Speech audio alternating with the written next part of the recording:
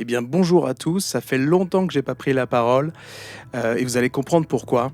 Le projet Messangel, j'ai dû l'arrêter cet été.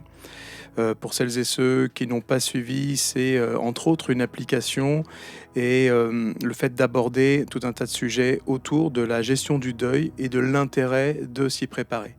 Messangel, alors je pense toujours que c'est une belle idée.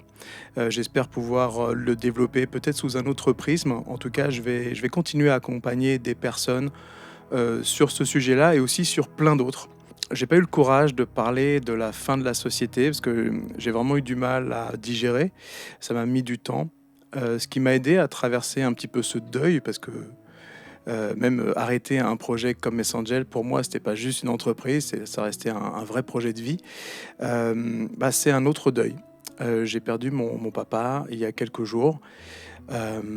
Et tout ça, ces deux deuils successifs, évidemment très différents, m'amènent à devoir un peu repenser tout mon parcours de vie, à travailler sur ma résilience. Et en tout cas, ce qui est sûr, c'est que j'ai pas envie de perdre tout le bénéfice de tout ce que j'ai appris pendant toutes ces années. Et c'est pour ça que je vais continuer à communiquer en mon nom, Yannick Guillemot. Et sur cette chaîne-là, sur ces chaînes-là, sur ces réseaux, je vais faire plusieurs choses. Et là, j'ai créé le premier podcast qui s'appelle Sangourou. Sangourou, c'est un nom un petit peu rigolo. L'idée, c'est de dire je vais vous délivrer pas mal de choses, mais mon objectif, c'est de ne pas être un gourou, justement pour les gens qui vont accueillir ces paroles et ces réflexions. Donc, c'est vraiment des sauts de conscience et des outils en poche. D'où aussi le petit jeu de mots sur le kangourou. Et puis, comme vous voyez, j'ai aussi une basse à côté de moi. Donc, il y aura de la musique, il y aura des textes musicaux de temps en temps, il y aura des chansons, parce que je suis aussi chanteur et musicien à côté. Au bout de 50 ans, j'arrive dans ma 50e année, j'arrive enfin à sortir mon premier roman.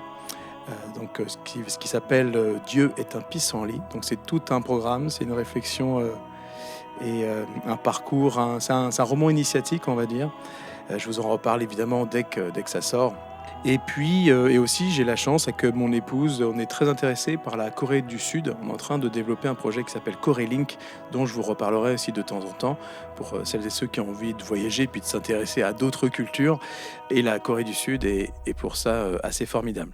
Alors pour conclure, je voulais remercier celles et ceux qui nous ont soutenus pendant 5 ans, malgré toutes les difficultés qu'on a pu avoir, parce que je pense que c'est un sujet très très difficile.